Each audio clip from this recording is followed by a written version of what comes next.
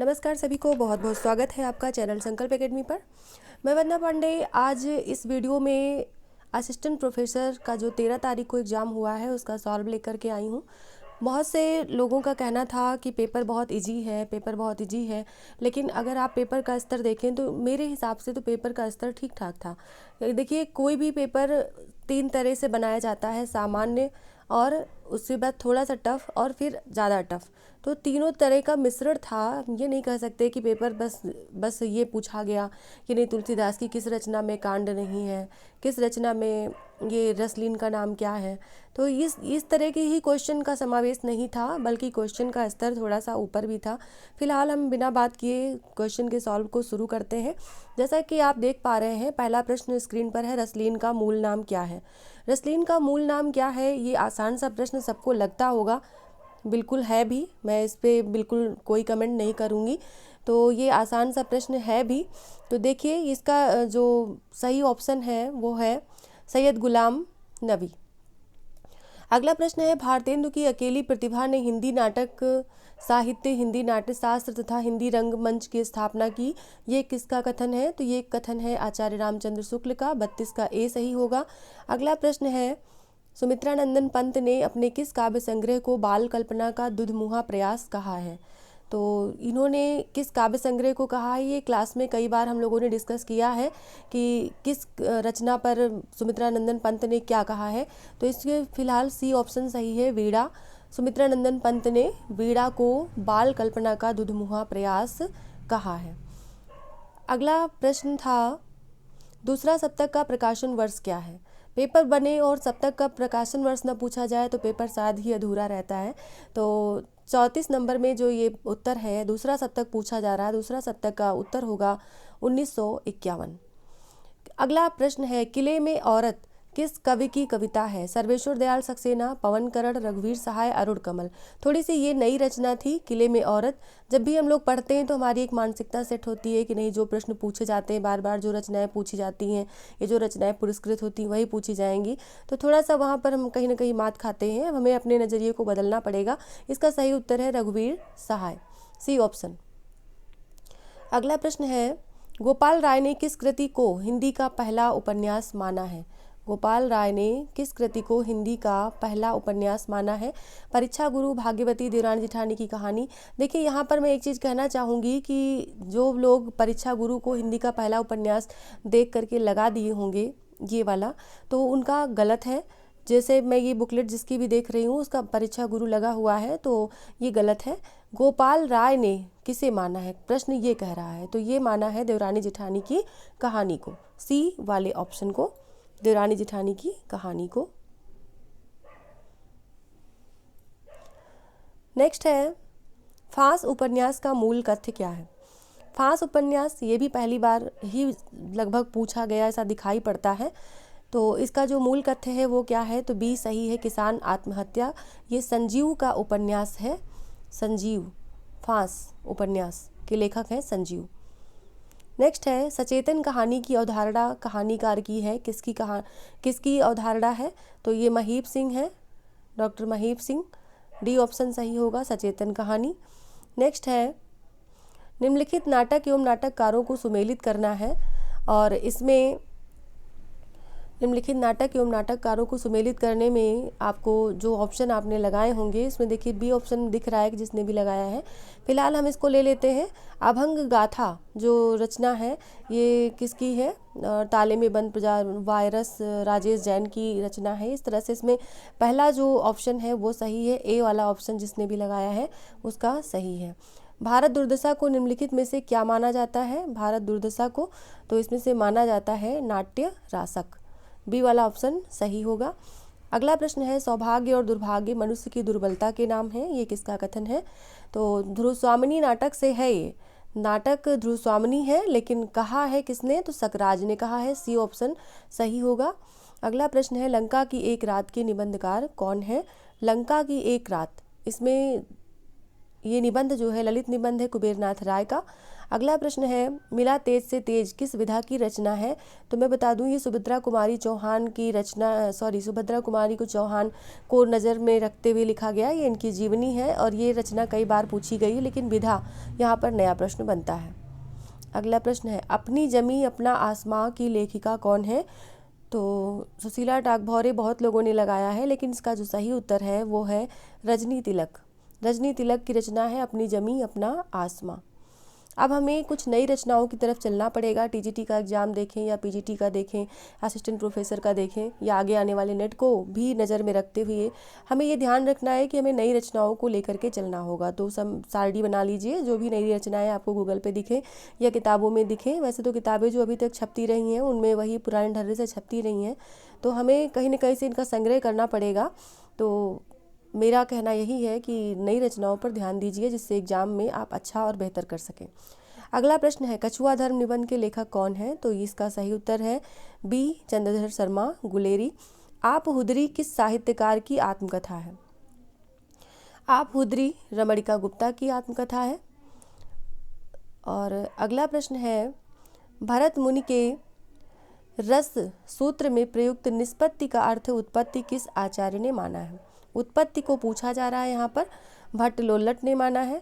और इनमें से ये अभिनव गुप्त, भट्टनायक, शंकु के सभी उनके रस के जो है निष्पत्ति के व्याख्याकार हैं, लेकिन उत्पत्ति शब्द को पूछा गया है केवल, तो वहाँ पर भट्ट लोल्लट इसका सही उत्तर माना जाएगा। अगला प्रश्न है, किस आचार्य ने दृष्ट प्रीति और अदृष्ट कीर्ति को काव्य प्रयोजन माना है?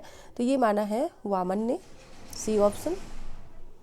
अगला प्रश्न है, रीति के आधारभूत तत्व के रूप में वामन का कैसा दृष्टिकोण है? तो ये दृष्टिकोण है विशुद्ध रसवादी। अगला प्रश्न है, चलती चाकी देख के दिया कबीरा रोए, दो पाटन के बीच में साबुत बचा न कोय, काव्य पंक्तियों में कौन सी शब्द शक्ति है? तो यहाँ पर शब्द शक्ति है व्यंजना।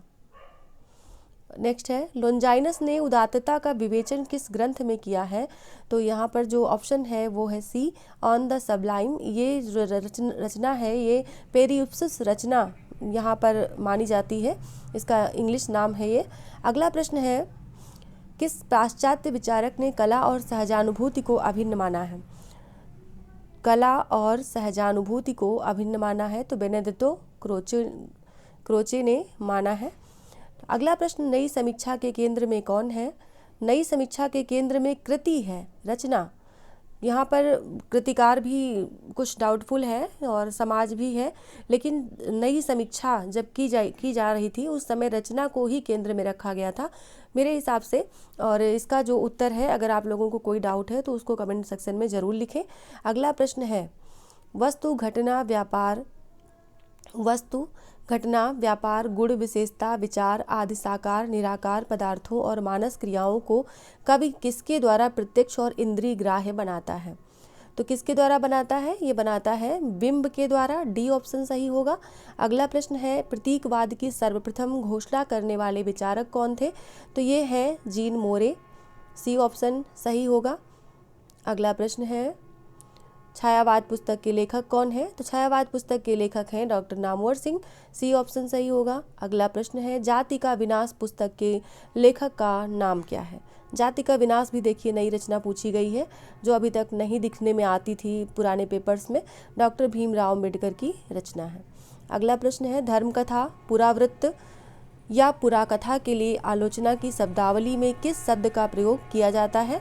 तो मिथक का प्रयोग किया जाता है। धर्म कथा या पुरावृत्त की कथावली यानी कि शब्दावली में जो प्रयोग होता है वो मिथक का प्रयोग होता है। सर्वोदय और ट्रस्टीशिप के सिद्धांत किस दर्शन के आधार माने जाते हैं? सर्वोदय और ट्रस्टीशिप तो एकात्म मानववाद के आधार माने जाते हैं, बी ऑप्शन सही है। अगला प्रश्न है, ओम प्रकाश वाल्मीकि की आत्मकथा का नाम क्या है? अब इन्हीं सब प्रश्नों को देख करके कुछ लोगों का कहना है कि पेपर का कोई स्तर ही नहीं था, ऐसे ही क्वेश्चन पूछ दिए गए, लेकिन बाकी जो क्वेश्चन पढ़ रहे हैं उनका क्या? तो हर पेपर में कठिन और सरल और मध्यम तीनों का समावेश होता है। तो मेरे हिसाब से जब आप 80+ जाने लगे तो आप मान लीजिए कि आपका पेपर उत्तम हुआ है, और वरना चिल्लाने से कोई फ़ायदा नहीं है कि पेपर का स्तर कुछ नहीं था। जूठन यहाँ पर ओम प्रकाश वाल्मीकि की रचना है। अगला प्रश्न है, उन्होंने सामान्य हृदय तत्व की सृष्टि व्यापिनी भावना द्वारा मनुष्य और पशु पक्षी सबको एक जीवन सूत्र में बद्ध देखा है। किसने देखा है? तो ये जो है किसने कहा है, किसके लिए कहा है? तो ये जायसी के लिए कहा गया है। हिंदी साहित्य का इतिहास में आचार्य शुक्ल जी ने कहा है, उन्होंने सामान्य हृदय तत्व की सृष्टि व्यापिनी भावना द्वारा मनुष्य और पशु पक्षी सबको एक जीवन सूत्र में बद्ध देखा है। यहाँ पर बहुत लोगों ने सूरदास को लगाया हुआ है। विद्यापति की कविता का स्थापत्य श्रृंगारिक है, उसे आध्यात्मिक कहना खजुराहो के मंदिरों की आध्यात्मिक कहना है। पंक्तियों के लेखक कौन है? तो ये बच्चन सिंह का कथन है, ए ऑप्शन सही होगा।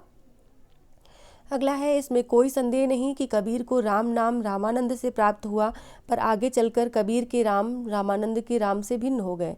ये किसका कथन है? ये कथन है हजारी प्रसाद द्विवेदी जी का। ए ऑप्शन सही होगा। अगला है, धान को गाँव प्यार ते जानो, ज्ञान विषय रस भोरे, सूर सो बहुत कहे न रहे रस, गूलर को फल फोरे। इसमें अंतिम पंक्ति का क्या अर्थ है? गूलर को फल फोरे, तो गूलर में रस नहीं है, गूलर का फल रूखा है, गूलर का फल खट्टा है, ये सब कुछ नहीं है। यहाँ पर है, ढकी छिपी बात खोलने से कही गई बात का आनंद समाप्त हो जाता है। डी ऑप्शन सही होगा। अगला प्रश्न है, कामायनी का 9वां सर्ग कौन सा है? देखिए, जब भी हम अपनी क्लास करवा रहे थे, खासकर छायावाद, कामायनी, इन सब पर, तो हमने 15 सर्ग के नाम आपको क्रम से बताए थे। उनमें से क्वेश्चन पूछा गया है। इड़ा सर्ग यहाँ पर है, और जिस तरह से तैयारी करने का एक पैटर्न होता है, उसी तैयारी के पैटर्न से ही आप अपनी तैयारी को आगे बढ़ाते रहें, करते रहें। मेरी यही कामना है कि आप अपने एग्ज़ाम में बेहतर करके आएँ, हर बार बेहतर करके आएँ, और जितनी बार बेहतर करके आएंगे, कहीं जो भी कमियां रह जाती उनको नेक्स्ट एग्ज़ाम में पूरा करेंगे। एक दिन ऐसा आएगा जब आपका लक्ष्य आपको मिल ही जाएगा। अगला प्रश्न है, निराला की राम की शक्ति पूजा किससे प्रेरित होकर लिखी गई है? तो कृतिवास रामायण से प्रेरित होकर के लिखी गई है। अगला प्रश्न है, जिंदगी निष्क्रिय बन गई तलघर, अब तक क्या किया, जीवन क्या जिया। ये किस कवि की पंक्तियां हैं? तो ये मुक्तिबोध की पंक्तियां हैं।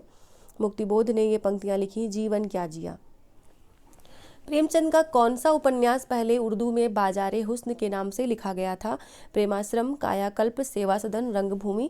तो इनमें से कौन सा लिखा गया था? तो ये है सेवा सदन, बाजारे हुस्न के नाम से लिखा गया था। उसने कहा था, कहानी का प्रकाशन वर्ष क्या है? तो 1915 में ये कहानी प्रकाशित हुई थी। और आपको बता दें, हिंदी की सबसे लोकप्रिय कहानी के रूप में भी ये प्रसिद्ध है। हिंदी की पहली फ्लैशबैक पद्धति पर लिखी गई कहानी के नाम से जानी जाती है। तेरी कुड़माई हो गई, इसका कथन पूछा जाता है। इस तरह से इसके बहुत सारे प्रश्न बनते हैं। उसने कहा था को लेकर के आपको जितने भी प्रश्न बनते उनको एक जगह संग्रह करना चाहिए, और उनसे कहीं ना कहीं प्रश्न बनते ही बनते हैं। अगला प्रश्न है, अंधा युग का वो कौन सा पात्र है जो अभिशप्त जीवन जीने को बाध्य है? तो अंधा युग का पात्र है यूथ्स, बी ऑप्शन। अगला प्रश्न है, मृदंगिया किस कहानी का पात्र है? पहली बार ये क्वेश्चन दिख रहा है, मृदंगिया पात्र को पूछा गया है। ये रसप्रिया का है।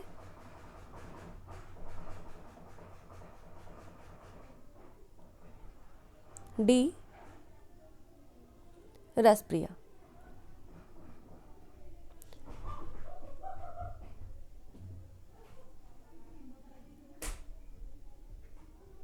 नेक्स्ट है, वैद्य जी किस उपन्यास के पात्र हैं? वैद्य जी किस उपन्यास के पात्र हैं? तो ये है सी, राग दरबारी। नेक्स्ट है, पिता गए माता गई गुरुदेव गए, कंधे से कंधा भिड़ाकर प्राण देने वाला चिर सहचर सिंहरण गया। चंद्रगुप्त नाटक में ये किसका कथन है? तो ये कथन है चंद्रगुप्त का। इसमें बहुत से लोगों ने अलका या मालविका को लगाया है, लेकिन ये स्वयं चंद्रगुप्त ने कहा है।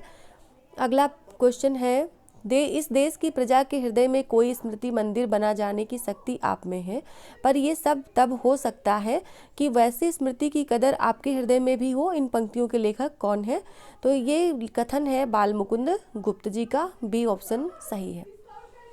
अगला प्रश्न है, भाइयों अब तो नींद से जागो, अपने देश की सब प्रकार से उन्नति करो, जिसमें तुम्हारी भलाई हो वैसी ही किताब पढ़ो। ये कथन किस निबंध से लिया गया है? तो ये निबंध जो है भारतवर्षोन्नत कैसे हो सकती है, सी ऑप्शन भारतेंदु हरिश्चंद्र जी का है, इसमें से लिया गया है।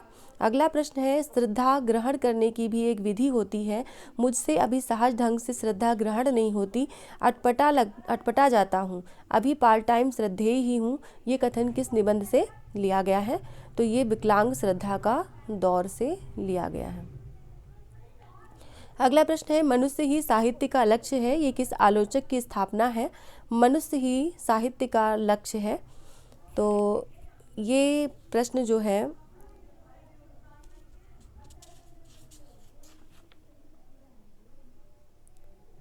आचार्य रामचंद्र शुक्ल जी का है कथन। मनुष्य ही साहित्य का लक्ष्य है। अगला प्रश्न है, कुत्ते की आवाज़ रपट किस कृति में संकलित है? तो ये संकलित है ऋण जल धन जल में, ऋण जल धन जल में। अगला प्रश्न है, ब्रेख्त और एक उदास नगर शीर्षक अध्याय किस पुस्तक में है? ब्रेख्त और एक उदास नगर शीर्षक अध्याय किस पुस्तक में है? 79 नंबर में। सी, चीड़ों पर चांदनी, चीड़ों पर चांदनी में है। नेक्स्ट है, विष्णु प्रभाकर को आवारा मसीहा लिखने में कुल कितने वर्ष लगे? 14 वर्ष लगे थे, डी ऑप्शन सही है। नेक्स्ट है, किस विद्वान ने सर्वप्रथम आर्य भाषाओं के अध्ययन की ओर भाषा वैज्ञानिकों का ध्यान आकृष्ट किया? तो किसने किया था? विलियम जोन्स ने किया था, ए ऑप्शन। अगला प्रश्न है, किस भाषा को प्राकृत और आधुनिक भारतीय आर्य भाषाओं के बीच की कड़ी कहा जाता है? तो किस भाषा को प्राकृत और आधुनिक भारतीय भाषाओं के बीच की कड़ी कहा जाता है? ये है अपभ्रंश। अगला प्रश्न है, हिंदी की मूल उत्पत्ति किस अपभ्रंश से मानी जाती है? ये मानी जाती है सौरसेनी अपभ्रंश से। अगला प्रश्न है,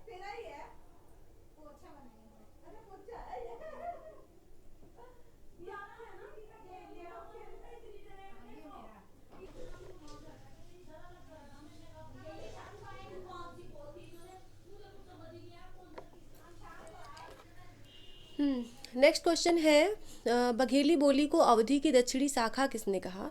तो इसका जो सही उत्तर है वो है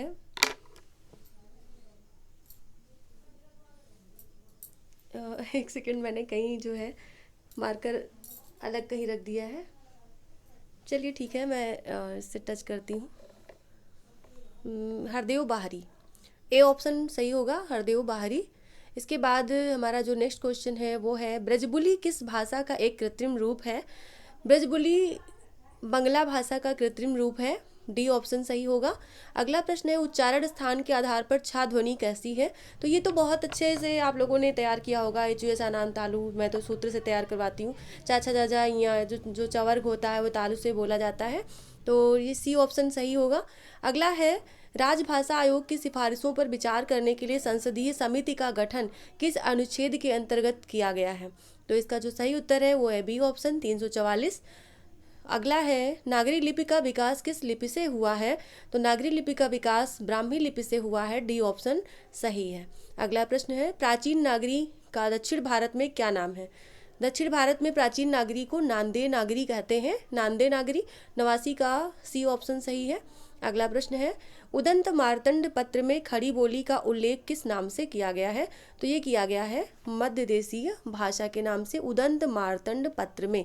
अब लोगों का कहना था पेपर बहुत सरल है, पेपर बहुत सरल है, तो बताइए जरा उदंत मार्तंड पत्र में कितने लोगों ने इसको पढ़ा है कि मध्य देशीय भाषा कहा गया है? तो ऐसे जो है कमेंट करने वाले लोगों के ऊपर मुझे बहुत दया आती है, बहुत हंसी भी आती है कि ऐसा जो है करते हैं। बहुत डीप नॉलेज रखने वाले बहुत कम लोग होते हैं, इसीलिए मेरिट, ऐसा नहीं है कि मेरिट नहीं जाती, मेरिट जाती है, लेकिन सबके बस की बात नहीं होती है। जो टॉपर्स होते हैं उन्हीं के बस की बात होती है। नेक्स्ट क्वेश्चन हमारा है, हिंदी प्रदीप के संपादक कौन थे? तो ये थे बालकृष्ण भट्ट जी। अगला है, हिंदी के प्रचार प्रसार में योगदान के लिए 1947 में कौन सी संस्था गठित हुई थी? 1947 में ये संस्था गठित हुई थी,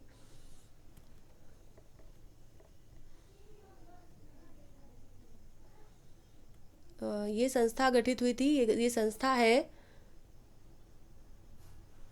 बिहार राष्ट्र भाषा परिषद पटना।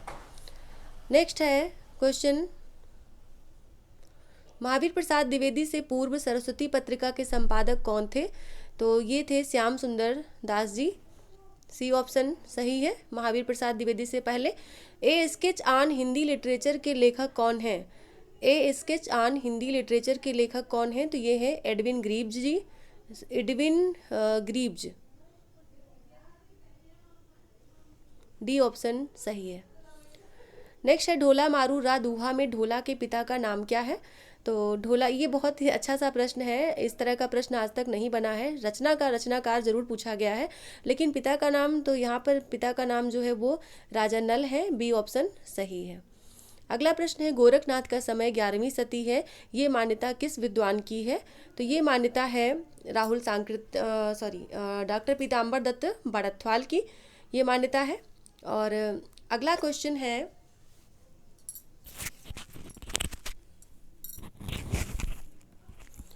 पीताम्बर दत्त बड़थवाल की है। अगला क्वेश्चन है नाथ पंथ सिद्धों की परंपरा से ही छटकर निकला है, ये किसका कथन है। नाथ पंथ जो है वो सिद्धों की परंपरा से ही छटकर निकला है, ये कहा है आचार्य रामचंद्र शुक्ल ने। डी ऑप्शन रामचंद्र शुक्ल जी ने।